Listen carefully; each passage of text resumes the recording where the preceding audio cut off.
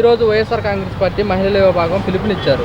రాష్ట్రంలో ఆడపిల్లలపైన అగత్యాలు దాడులు జరుగుతున్నాయి కూటమి ప్రభుత్వం వచ్చిన తర్వాత అని చెప్పి నిజమేనంటారా? నిజమే. వైసీపీ ప్రభుత్వం అన్నప్పుడు ప్రభుత్వం ఎట్లా జగన్మోహన్ రెడ్డి ఉన్నప్పుడు ఎలా చేశాడు, రాజశేఖర్ ఎలా చేశాడు, జగన్ ఎలా చేశాడు, బ్రహ్మాండం చేశాడు. ఏమడగమ్మా ఈరోజు ఎట్లుందంటే ఇసుకలో అంటే జగనే చేశాడు. జగన్ బంగారం నా గొప్పటి గురించి ఎంత చెప్పాల్సిన అవసరం ఎంత చెప్పినా చాలు. జగన్మోహన్ రెడ్డి నెంబర్ 1. మళ్ళీ వస్తా అని చెప్తున్నాడు.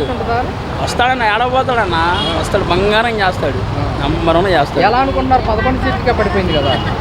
అది ఏం చేస్తాం నా జనం ఒకటే మన దేవుడి నిర్ణయం అన్నాడు. అది దేవుడి నిర్ణయం. అది బ్రహ్మాండం చేశాడు. ఏమాటగా మాట నెంబర్ 1. రేపు జగన్మోహన్ రెడ్డి పొదిలి వెళ్తున్నారు.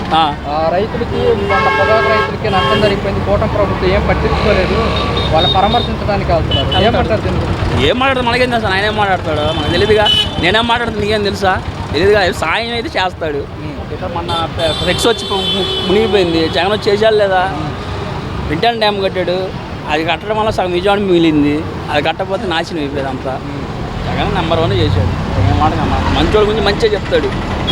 ఎన్నోడు సొమ్ము కొట్టాడుగా. ఆ నెంబర్ 1 జగన్ అన్న నెంబర్ 1. జగన్మోహన్ రెడ్డి పొదిలి వెళ్తున్నారు. పొగాకు రైతులకి అండగా ఉంటాను. కూటమి ప్రభుత్వం ఏం పట్టించుకోవట్లేదు. ఆయన అండగా ఉండక్కర్లే. ఆయన డబ్బులో 10% పంచినా చాలు జనాలకి. ఆయన దగ్గర ఉన్నదాంట్లో సరిపోద్ది. అంటే ప్రభుత్వం నుంచి ఏమి రాలేదు. వాళ్ళకి గిట్టుబాటు రాకుండా ఎందుకు ఉంటాయి? వస్తాయి, కాకపోతే అనుకున్నంత రావు. అనుకున్నంత కావాలంటే ఎక్కడి నుంచి వస్తాయి? చేస్తారు. చేయకుండా ఎవరు ఉండదు. ఆ ప్రభుత్వంలో చేశారు, ఈ ప్రభుత్వంలో చేస్తారు. జగన్ పొదిలి వెళ్తున్నారు. పొగాకు రైతులకు అండగా ఉంటాను. ఇప్పుడు వరకు కూటమి ప్రభుత్వం వాళ్ళని ఆదుకోలేదని చెప్పేసి ప్రతిపక్షంలో ఉన్నప్పుడు రైతు పక్షాన్ని నిలబడి పోరాటం చేస్తే మంచిదేనండి. ఏమైనా అక్రమాలు చేస్తే ఎవరైనా కానీ ప్రతిపక్షంలో ఉన్నప్పుడు చెయ్యాలి. ఆయన అసలు అసెంబ్లీకి వెళ్ళి ప్రజల తరపున మాట్లాడే విధానమే చేయట్లేదు కదా. అంటే మాకు అసెంబ్లీకి వెళ్ళే స్థానం కల్పించట్లేదు. ప్రజలు కల్పించాలి. అది ప్రతిపక్ష హోదా ప్రజలు కల్పించాలండి. అంటే ఏ రాజ్యాంగంలో ఉంది ఇన్ని సీట్లు వస్తేనే వెళ్ళాలని చెప్పి? ఇప్పుడు 23 సీట్లు వస్తేనే తెలుగుదేశం గవర్నమెంట్లో మీకు ప్రతిపక్ష హోదా కూడా ఉండదని అప్పుడు మాట్లాడారు కదా. మాట్లాడారా లేదా? మరి ఇప్పుడు ఎలా అడుగుతారు ప్రతిపక్ష హోదా? అంటే ఒకవేళ మేము వెళ్ళాం సరే మాకు సమయం మైకులు కట్ చేస్తారు. ఎందుకు కట్ చేస్తారు? వెళ్ళి చూడాలిగా ముందు. వెళ్ళి చూసి అది ప్రజలకు తెలియాలిగా. మా మైకులు కట్ చేస్తున్నారా బాబు, ఇదిరా మేము వెళ్తున్నా కానీ మాకు మైకులు ఇవ్వట్లేదు కానీ ప్రజలకు తెలియపరచాలిగా. ఆయన తెలియపరుస్తున్నారా? అసెంబ్లీకే వెళ్ళట్లేదు. ఇప్పుడు ప్రజలు గెలిపించారు. ప్రజల సమస్యల మీద పోరాడతారనే కదా 11 సీట్లు ఇచ్చినా కానీ వెళ్ళి మాట్లాడాలిగా. అది ఆయన చేస్తున్నారా? చేయట్లా. చేసి ప్రజల పక్షాన్ని నిలబడి పోరాడాలి. అప్పుడు ప్రజలు కూడా నెక్స్ట్ ఎలక్షన్లకి మన పక్షాన్ని నిలబడ్డారా అని ఏమైనా మార్పు వస్తే వస్తుంది.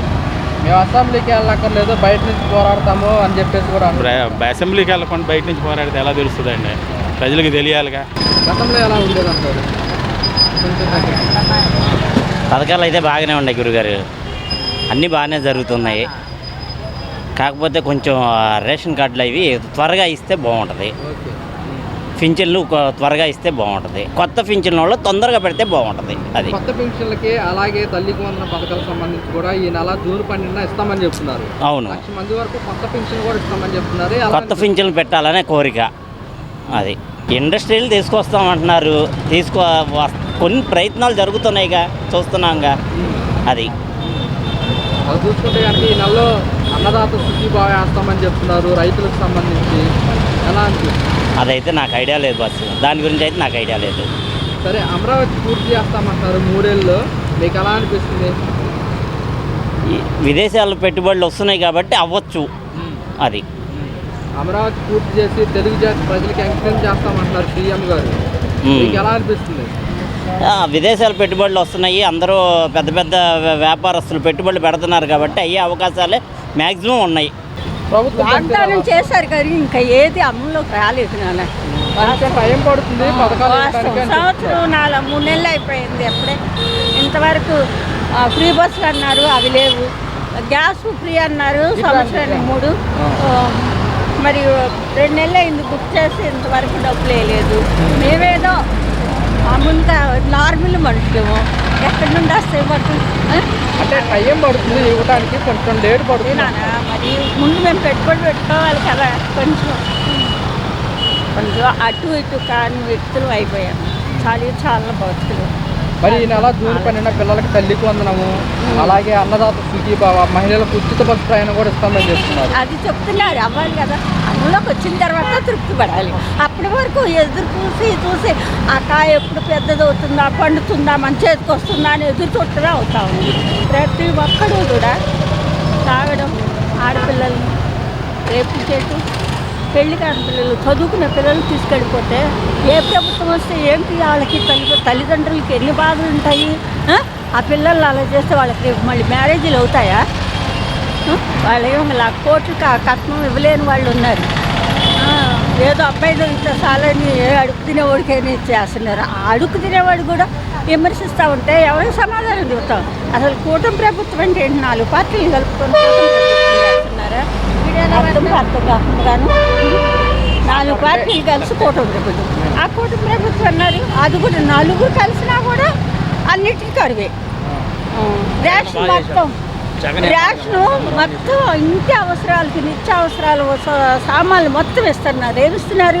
5 కిలోలు బియ్యం మనిషికి 6 కేజీ పంచుతారు డబ్బులు తీసుకుంటారా? బియ్యం ఫ్రీగా ఇస్తారు, గొడ్డు కూడా తింటారు. నమస్తే అండి. నమస్తే అండి. గవర్నమెంట్ పరిపాలన ఎలా ఉందంటారు? కూటమి దాని గురించి అంత ఇదిగా నాకు అవగాహన లేదండి. చెప్పండి. ఇప్పుడు మరి గతంలో చూసుకుంటే పథకాలు వచ్చినాయి అంటున్నారు. పదహాలు కొన్ని ఇస్తున్నాడు, కొన్ని ఇవ్వట్లేదు. అన్నీ ఫ్రూట్ఫుల్ చేయట్లేదు కదా. వృద్ధాప్య పెన్షన్లు అన్నారు, ఇంతవరకు ఇవ్వట్లేదు కదా. అప్పుడు ఇచ్చినయే కానీ ఇంతవరకు ఇవ్వట్లేదుగా వృద్ధాప్య పెన్షన్లు. ఈ నెల జూన్ 12 4 పథకాలు ఇస్తామంటున్నారు. తల్లికి వందనము, అలా చూస్తుంటే కనుక ఇచ్చిన తర్వాత ఇచ్చారో అని అనుకోవాలి, అంతేగాని ముందు ఎక్కడ ఇస్తారు? ఈ సోషల్ మీడియాలో వచ్చేది నమ్మగలేం కదండి. గవర్నమెంట్ ఇచ్చింది అప్పుడు ఇచ్చిందని అనుకోవాలి. సోషల్ మీడియా నమ్మకూడదు అంటారు. మరి అంతే కదా, ఒక్కడు కూడా ప్రూఫ్లు అవ్వట్లేదు కదా సోషల్ మీడియాలో. ఆయుష్మాన్ అని ప్రధానమంత్రి గారు 70 ఏళ్ళ తర్వాత వాళ్ళకి ఆయుష్మాన్ అని ఇచ్చారు, కార్డు అని ఇచ్చారు. అది డౌన్లోడ్ చేసిన తర్వాత ఏ హాస్పిటల్కి వెళ్ళినా మా దగ్గర లేదు అంటున్నారు. ఎందుకని అది అర్థం కావట్లేదు. ఆయుష్మాన్ అని 70 సంవత్సరాలు దాటిన తర్వాత అందరూ ఫ్రీ 5 లక్షల వరకు ఫ్రీ మెడిసిన్ అంటున్నారు. ఇంతవరకు ఏమీ లేదు. హాస్పిటల్కి వెళ్తే అసలు మాకు రాలేదండి ఇంతవరకు, ఆ కార్డు వల్ల ఉపయోగం లేదండి అని అంటున్నారు. అదేంటో కొద్దిగా పరిశీలి చేయి. కాబట్టి ఇప్పుడు జరిగే దాని గురించి ఏదో కొంత సేఫ్ చేస్తున్నారు కదా పోలీస్ డిపార్ట్మెంట్. కొంచెంగా అనుకూలంగానే ఉంది జనాలకి. అది అగత్యాలు జరిగిపోతున్నాయి, ప్రభుత్వం ఏం పట్టించుకోవట్లేదని వైసీపీ అంటున్నమాట. ప్రజలుగా మీరేమంటారు? అలాగేం లేదు, అలాగే మామూలుగానే ఉంది. మరి వాళ్ళు వైసీపీ వాళ్ళు ఎలాంటి నిరసన కార్యక్రమాలు చేయడం కరెక్టేనంటారా? కరెక్ట్ కాదంటాను. కరెక్ట్ కాదంటారు. అంబేద్కర్ స్టాచ్యూ దగ్గరికి వెళ్ళి ఎంత పత్రాలు ఇచ్చి నిరసన కార్యక్రమాలు చేస్తామని చెప్తున్నమాట. అంబేద్కర్ స్టాచ్యూ దగ్గరికి వెళ్ళి, బొమ్మ దగ్గరికి వెళ్ళి ఎంత పత్రాలు ఇచ్చి నిరసన కార్యక్రమాలు చేస్తామని చెప్తున్నారు వైసీపీ వాళ్ళు. దాని గురించి తెలియదండి నాకు. సరే, గత ప్రభుత్వానికి ఈ ప్రభుత్వానికి తేడా ఏంటంటే ఏం చెప్తారు? గత ప్రభుత్వం అంటే అది ప్రవేశపెట్టినవన్నీ ఈ ప్రభుత్వం కూడా చేస్తుంది కదా, సేమ్గానే చేస్తుంది. కాబట్టి ఆ ప్రభుత్వం ఈ ప్రభుత్వానికి అంత తేడా అంత ఏం లేదు. ఈ ప్రభుత్వం కూడా దారిలోనే ఉంది.